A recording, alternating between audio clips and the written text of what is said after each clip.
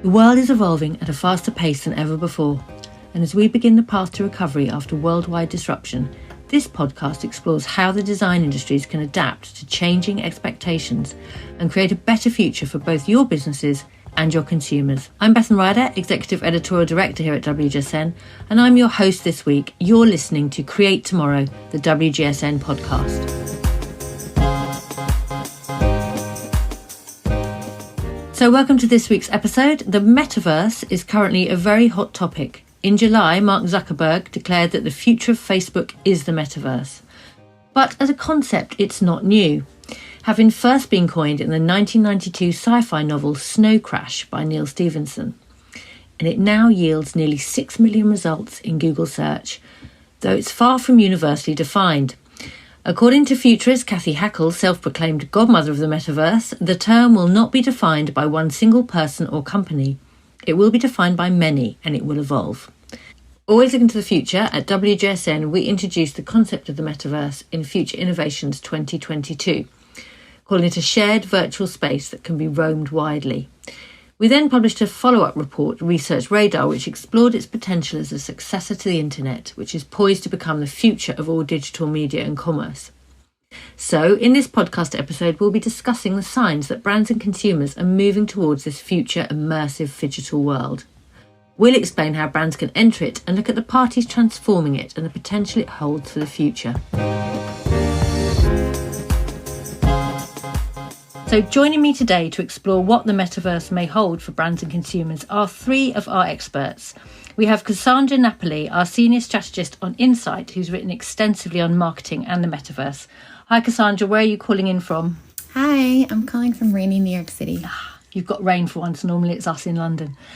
We also have Caitlin Monaghan, a strategist on our new platform, Consumer Tech. Hey Caitlin, where in the world are you? Hello, I am joining you virtually from Portland, Oregon. And last but not least, closer geographically, I think, to myself, is Graham Cragg, who we'll call Craggy, our prints and graphics strategist on fashion. Hey Craggy, where are you? Hi Bethan, I'm in East London at the moment. How are you today? I'm not bad at all. I'm excited to dive into this conversation. It makes me feel a little bit old, I have to say. Cassandra, I'm going to come to you first. What are the signs that this sort of parallel 3D universe could be the internet of tomorrow? Yeah, so the pandemic really accelerated a shift to the metaverse as marketing and digital spaces emerged as a solution for brands looking to really court socially distanced audiences. Innovative companies embraced virtual worlds and created branded playgrounds, as they've been dubbed, to allow fans to socialize and shop in new immersive environments. And these metaverse environments actually really helped audiences stay connected amidst all of the loneliness of lockdowns. But as the metaverse matures in the future, it will unlock even greater experiences and opportunities for collaboration and commerce. While the pandemic may have normalized life online for the masses and made them become gradually comfortable in metaverse-like environments, the full potential of the metaverse will not be realized for decades down the road. Though over time, it is pegged to gradually transform the consumer's entire life and shopping journey. Speaking of, I actually came across a really interesting stat a few days ago. So according to Bloomberg Intelligence, the global metaverse opportunity could actually reach $800 billion in 2024, up from about $500 billion in 2020. So that's big reason to explore this space. Wow. And I guess also with a future that could have possibly more pandemics and things, this is another way for people to continue to socialise in a safe way. So do we think that, what's the sort of characteristics going to be of this and the metaverse?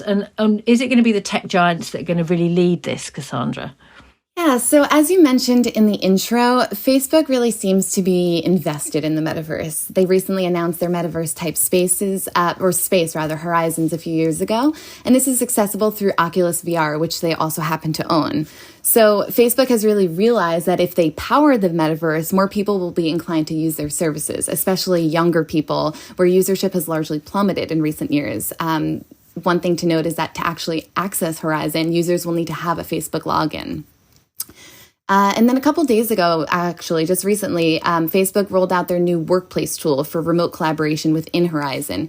And in their most recent earnings call, Mark Zuckerberg actually announced that Facebook would actually shift from a social media company to a metaverse company, mentioning the term about 16 times during the call. Though it is really important to note that they will face a number of hurdles along their way on their quest to become a metaverse. I think it's also really important to highlight some thought leaders in the space. There's a guy called Matthew Ball, and he's a venture capitalist and metaverse expert, and he's really helping to define and interpret the potential of the metaverse. And if you're looking to read up on the mechanics of this topic, I highly recommend checking out his recently published Metaverse Primer, which explores the 8 pillars of technology and user behavior, such as hardware, payments, and platforms that will power the metaverse in the future.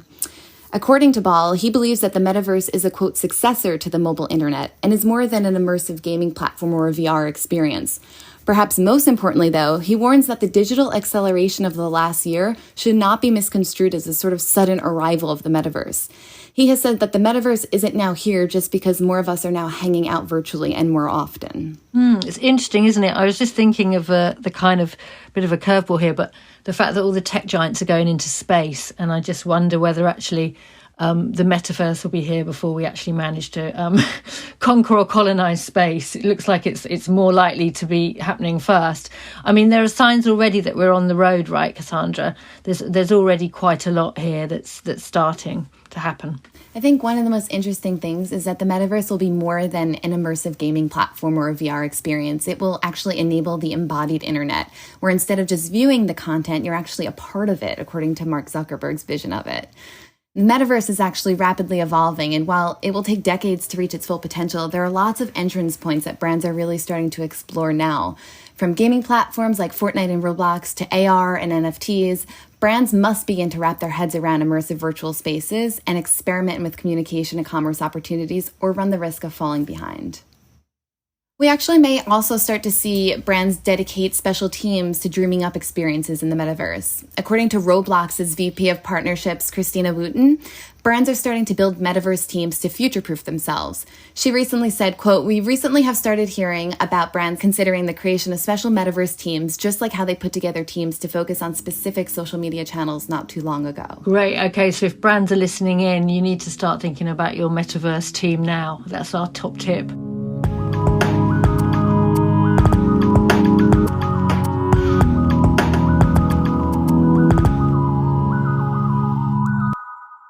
So, I mean, I've been reading a lot about this myself as well, and we have this idea of the persistent metaverse, where we'll be existing in a sort of parallel universe, but that's obviously quite a long way off. But we're already seeing the enterprise metaverse, which I think is what we've sort of been talking about a little bit. So, Caitlin, I'd love to bring you in, because you've written quite a lot about this already on our consumer tech platform, which has just launched. And really, it's gaming that's forging ahead here, isn't it? Definitely. I mean, at its origin, we can look to gaming software like Second Life as the first players in the metaverse. So the first to not only build worlds, but also entire marketplaces where gamers can, buy skins, accessories, cars, etc. And there's massive revenue opportunities at play. Companies are investing heavily in building these virtual worlds. Epic Games recently raised $1 billion to build its long-term vision for the metaverse, for example. And it's been forecasted by ARK Invest that by 2025, revenue created in virtual worlds and by virtual worlds will approach $400 billion. And what we're seeing now is that the metaverse ecosystems are really being developed across industries as an embodiment of e-commerce. So for example, in real estate, a company called Upland is offering virtual property for purchase with digital versions of physical addresses that actually exist globally. And digital homes are also being sold as well because avatars need somewhere to live too, right? So Krista Kim's Mars house just sold for $500,000. And it's really a beautiful representation of the next generation of digital architecture. In terms of workforce and commercial industries, we're also seeing virtual spaces add value, with recruitment, engagement, and even safety. So a company that is a great case study for this is vSpatial, a US-based platform which curates customizable virtual offices and tool sets that help to enhance remote connection and productivity. Wow, I can't believe a digital property has sold for $500,000. I mean, do we feel that this at the moment is a playground for the affluent? It's a bit like NFTs. Is this something that's going to end up sort of democratic and available for all, or what are we thinking about how it's going to evolve? I think it's important to note that being online itself is a luxury, And participating in these virtual worlds comes at a cost of, having the hardware and access to the software and to be able to buy NFTs or digital assets. There are more kind of luxury players. But that being said, I think that the beauty of the metaverse is that it's really trying to open up room for users from like a variety of different socioeconomic backgrounds with kind of this new Web 3.0 decentralized system. That's interesting. So it could be, in a way, the way tech has opened up for lots of people. Everyone can, record their own podcast. People can do what they like. The metaverse would have that kind of freedom as well if it works kind of optimum level. It's going to be much more all-encompassing, all-embracing for anyone. I mean, let's go back to gaming, because that's an area that brands are really starting to participate, particularly in fashion. Craigie, I know you've looked at this quite a lot. Can you tell me a little bit about that? Yeah, for sure. So it's interesting that you mentioned Second Life, because that's actually been around for almost 20 years now. And it's really taken quite a long time for brands and the mainstream to take notice of this space where you can authentically exist in a virtual world. I mean, brands and skins have been part of games pretty much since the beginning of gaming. I remember growing up playing Tony Hawk's and being able to customize my character with my favorite skate brands. But this was more of an advertisement, basically, or sponsorship. Whereas with the social element that Cass mentioned earlier, combined with the retail of digital assets, that's what's driving companies to rethink this virtual market. Games like Fortnite and Roblox are the social hangouts for the younger generations. Approximately 80% of Gen Z plays video games. To date, these gamers have spent nearly 10.5 million years playing Fortnite. And Roblox reported that its users spent 9.7 billion hours on the game in just the first quarter of this year. I think what's interesting about that, Craigie, is being a mother, is now people think gaming is so antisocial, but obviously kids are playing them while they talk to their friends, right? So it's a very sociable activity. Yeah, totally. It's hugely social. It is where, as soon as you go back from school, from your playground, this is where you hang out and this is where you see your friends again. But of course, this translates into massive revenue. Spending on in-game content has quickly risen to become the largest source of earnings in the industry, actually overtaken from the purchasing of games themselves. So fashion in these games, this is like skins. We're talking avatar outfits, unlocks, digital assets, and other cosmetics. The market is still being established for that, but there are indications of the enormous potential it has. So far, there's been about $40 million spent on wearables in Fortnite alone, and globally, the amount spent on additional in-game content is predicted to exceed $74 billion by 2025, according to Juniper Research. That's phenomenal. I mean, the fact it's exceeding the cost of the games themselves. I hope nobody's kids have got their credit card details. I'm just imagining them kind of like running up bills buying all these fabulous outfits, because I mean, fabulous company sort of brands are getting involved, aren't they, at the luxury end? Gucci, Burberry. Tell us about that. Absolutely, but I mean, we'll also see, even if the kids did have the credit card numbers, they might be making you a really good investment in the long run. Tell me. I mean, a headline example came back in May this year when Gucci launched the virtual Gucci Garden exhibition inside Roblox. Players were able to purchase exclusive limited edition avatar items that mirrored the physical pieces on display in Florence. So these started at around $6 a piece. But one player was willing to pay nearly 350,000 Robux, which is the native currency to the game, which to you and me might mean about $4,000 to $4,500. That is for a digital resold handbag.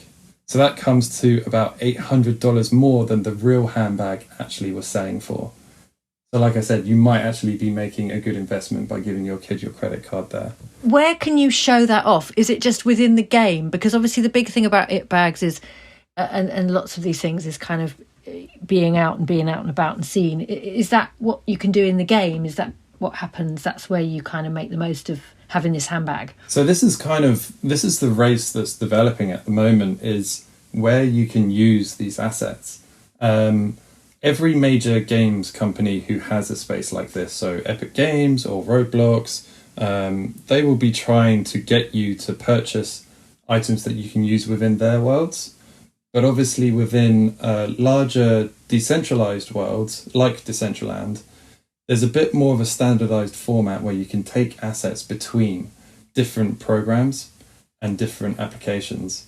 So Artifact, for instance, will put out a sneaker that you can take into Decentraland, but you can also import it into a Snapchat filter and put it down onto your own feet.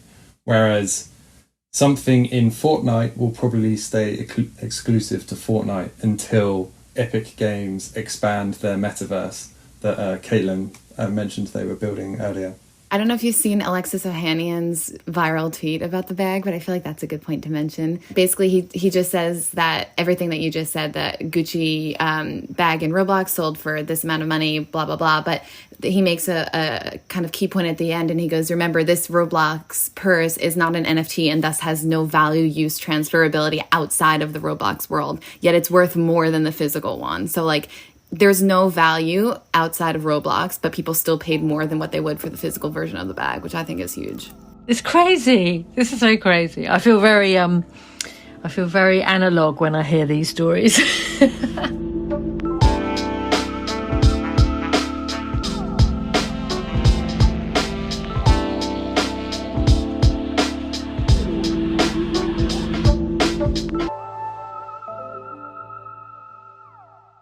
Okay, so there's massive potential, clearly.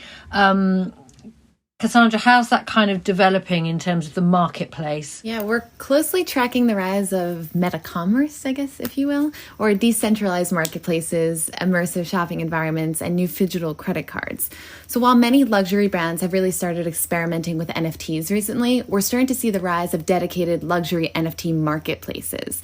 So look to Exclusible, which is a new premium platform for luxury NFTs coming soon. There's also the Australian platform called Nuno, which is dedicated to the buying, selling, and trading of fashion-focused NFTs. And they actually work with brands directly rather than independent artists to power a sort of new official revenue stream for them. A recent piece from Unreal Engine actually summed it up perfectly, saying that the hype machine that powered streetwear has moved to the metaverse. Instead of lining up outside of Supreme, for example, kids are queuing to get into a virtual world in Decentraland. The metaverse is really entering the world of product now, and in the next couple of years, we'll start to see a lot more decentralized commerce, or D-commerce for short. There's a company out there called Boson Protocol, which is really leading the way. They're, quote, launching physical items in virtual worlds, and it describes itself as the world's first metaverse commerce brand, exploring the capabilities that sit between IRL and URL environments. It's currently partnering with leading digital fashion innovators that some of my peers have already mentioned, like DressX and Ouroboros, to unlock new experiences inside of its portal platform in Decentraland. We're also seeing Shopify permit select merchants to sell NFTs directly to consumers, with the NBA's Chicago Bulls being the first to offer NFTs for purchase directly on its platform. I know you talked about it earlier, Caitlin, virtual real estate. So think that's evolving too, right, Cassandra? Yeah, Republic Realm is a digital real estate developer, and they've powered a new experience called Metajuku in Decentraland, described as the first virtual mall. And it's a nod to Tokyo's Harajuku shopping district. And there, brands can actually operate stores in the space and pay rent while offering customers the ability to purchase virtual goods, essentially. Meanwhile, the Korean credit card company Shinhan Card has offered a prepaid card to be used across IRL and URL environments, notably in the South Korean metaverse platform called Supeto. And they've built a space inside the platform for events and experiences with artists and brands where the card can actually be used. Wow. So I think what's interesting is this kind of blending. You've got kind of going shopping there in a virtual environment, but then also in real life, right, we've got the ability to try clothes on virtually, which is happening too. Craggy, tell us about that. How does it work, trying on clothes digitally? Yeah, so there's a couple of different ways actually. Cass mentioned DressX, which opened that virtual store on Decentraland. Earlier this month, they teamed up with Farfetch to help them digitize 20 styles of their pre-order collection. And then they used those images and those 3D models to make the campaign. And by doing that, they claimed that they were able to save 346,000 litres of water and reduce CO2 emissions by about 97% compared to a typical physical campaign they would run.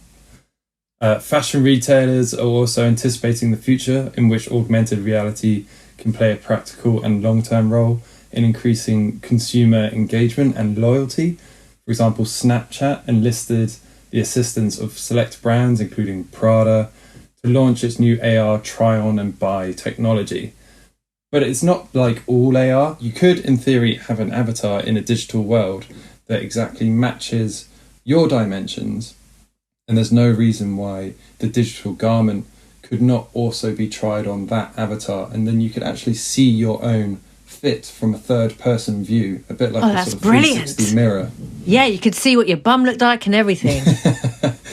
But that would be brilliant, and then it would match an item in real life. Yeah, exactly. And let's move on to that, because I know that a lot of our audience are designers, and so this is really quite exciting from a workplace perspective, right? Here at WGSN, we've just launched our 3D CADs for fashion designers, and I think we've just returned to real life fashion shows, but we've seen a lot of phygital ones. So there's obviously a lot of scope here moving forwards for people collaborating creatively too, Craigie. Yeah, totally. The pandemic hit the fashion industry so hard, and people had to really slow down. And for an industry that's really about newness and self-expression, there was a pent-up urge for creativity. And I think that was found in digital fashion and virtual interaction. Designers and a lot of students and lesser-known fashion houses were no longer restricting themselves to the normal sort of real-life laws of physics and the material world. So they could make bizarre, amazing creations because they were only going to exist virtually anyway. And the same with consumers. They were trying on these AR outfits and avatar outfits as a bit of self-expression, and being able to still post on social media. It still has that clout, and that's why people are really engaging with these items. High Snobriety found that 67% of its readers believe that digital clothing allowed them to experiment with fashion. And I think that's completely true. Even though there are restrictions in both tech and real life, it's about working within those limits.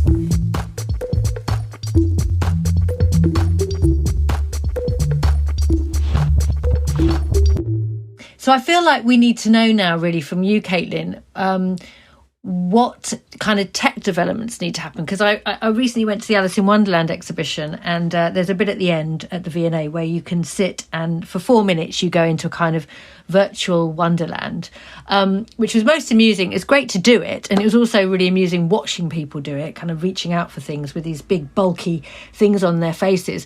We're obviously going to have to move beyond this bulky headgear, right, if we're going to really see this go mainstream? It's a great question. I think that it's definitely a balance between the software and the hardware, right? So with the rise of 5G and even 6G currently under development, as well as companies like Niantic, which are building out planet-scale augmented reality platforms, we'll be able to participate in these virtual spaces at super high speed. But that being said, the hardware is really the key medium that will truly drive adoption. And popularly, to your point, this hardware comes in the form of extended reality headsets, but they're getting smaller, thinner, lighter, and there's been loads of interesting iterations of eyewear, from Google Glass to Snap Spectacles and Apple Glasses, which will launch on the market as early as 2023. It's actually been projected that nearly 75% of the global population will be frequent AR users by 2025.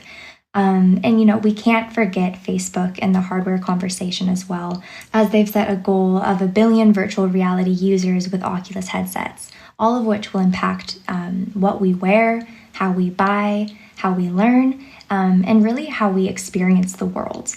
Lastly, just to mention, to really drive mainstream adoption, blending software and hardware together, we have to look at the metaverse not as a replacement to physical reality, a replacement to physical fashion or accessories or environments, but really as an extension of our capabilities as humans, to connect, to create, and to communicate with each other. Absolutely. I can't agree more. I was thinking about just the fact that if we can do all of this while we're kind of experiencing the outdoors or something, but if it's going to lead to everybody just shutting themselves away, it's kind of not going to be like a positive addition. But it's great for like the idea of sort of global connecting, isn't it, with people around the globe. It's got fantastic potential. I mean, for brands really wanting to make headway towards this metaverse, what do you think they need to kind of consider, Caitlin? One thing I would consider is that there's already so many kind of niche interdisciplinary conversations that are happening with amazing, pioneering artists, developers, and AR creators that are actively building out shared metaverse futures. And they're really participating in the philosophical questions that come with it, right? So in terms of accessibility, sustainability, representation, and the ethics of the metaverse. So to start, I'd really look to engage with these artists and engineers that are having conversations about virtual environments, virtual design, and virtual humans. A couple examples I'd like to maybe shout out are Evelyn Mora, the founder of Digital Village, and Anara Nazarova, who host an amazing clubhouse called the Digital Fashion and Art Club. And they invite businesses and engineers alike to share their ideas and what they're working on, as well as Black Pixel, which is a company that helps brands and businesses to transform through digital innovation. So partnering with someone like that could be really helpful just to kind of get your foot in the door. One thing that I think is so rare about the metaverse is that it's so new, at least, in early adoption. So everyone is really eager to help each other from a peer-to-peer level. And in my experience and in conversation with players that are building the metaverse is that they're not really looking at brands joining as competitors, but more as a welcome addition to a growing network of change makers. That's fascinating because I guess at the very root of the metaverse, in the same way you have the root of the internet, it's about sharing and coexisting. So, it's an open. It's got to be open by its very definition, right? So that's really, really interesting. I mean, let's end on a little moonshot future question. What innovations do you think we're going to see next? And we'll go round the virtual room. So, Craggy, what do you think's next in this space? I'm really excited to see garments and items have a bit of a legacy behind them. Just as you might buy a pair of jeans that develops a story over time and becomes a bit of a living item, I expect to see that with these virtual jackets as well. So maybe your favourite streamer is in a competition, they get shot on the shoulder or something, and then you're able to buy that exact jacket with the hole in it, and you can patch it up and you can say, I had that one of one piece, and it might deteriorate over time the more you play, and you can swap it on. So I'm really interested in that, basically. I want to see where this will go. And what about you, Caitlin, from kind of maybe a software perspective? I'm really interested to see how companies will be able to drive representation with virtual avatars. Through these characters and digital twins, we'll be able to express ourselves in infinite ways. And for that, I think we're going to need skins and character bases that are truly representative of every user ability and identity. We can look to DAS 3D in partnership with Institute of Digital Fashion, which recently launched a series of gender nonconforming avatar assets, for example. Or Ebonics, who is creating skins that represent a variety of skin tones, hairstyles, and accessories. All of these innovations in character development will ensure inclusivity and drive empathy. And it's through that empathy that the metaverse will be able to create preferred futures for us all and drive authentic connection. When you put it like that, it really does sound utopian. I love that. Cassandra, what about you? What are you looking forward to or enjoying in this evolving towards the metaverse? I've been closely exploring how the metaverse will alter entertainment for a while now, and there are a lot of interesting shifts in the musical metaverse, from the rise of virtual talent to hybrid phygital performances being the future, to the evolution of hologram performers, which I'm really excited about.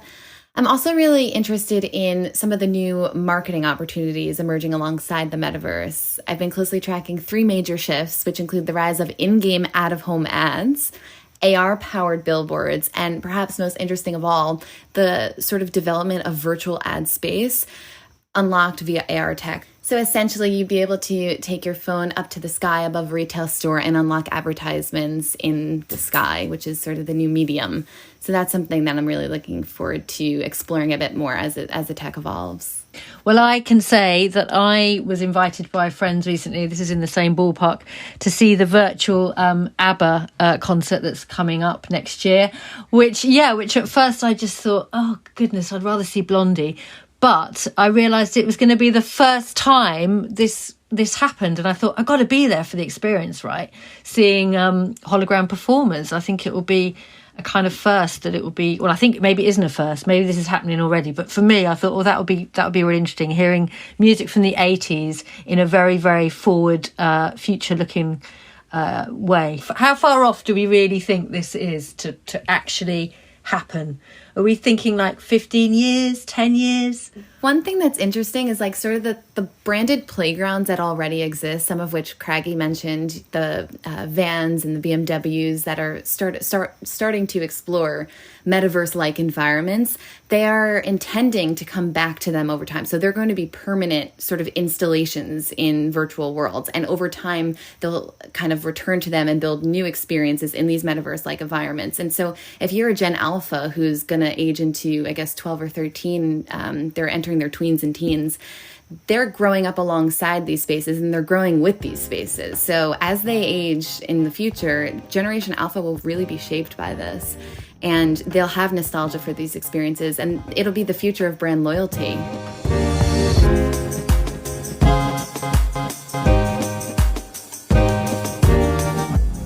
Thank you to Cassandra, Craggy and Caitlin for taking time to speak to us today, and thank you for listening. If you're a WGSN subscriber, you'll find reports covering many of the issues we touched upon across our platforms, from marketing in the metaverse on Insight to the future of tech 2030 on Consumer Tech, our recently launched new platform. If you want to find out how to subscribe, head over to WGSN.com to discover how you can get access to our service. We're constantly publishing new content focusing on how we can design a brighter, better future for our industries, which now include food and drink, interiors, beauty, fashion, and consumer tech. You can subscribe to the show on all major podcast platforms, and if you like what you've heard, why not leave us a rating and review on iTunes? And that leaves me just to thank our podcast producer, Roland Bodenham, and we'll be back in 2 weeks for our next episode. Until then, stay well and healthy, and we'll see you next time.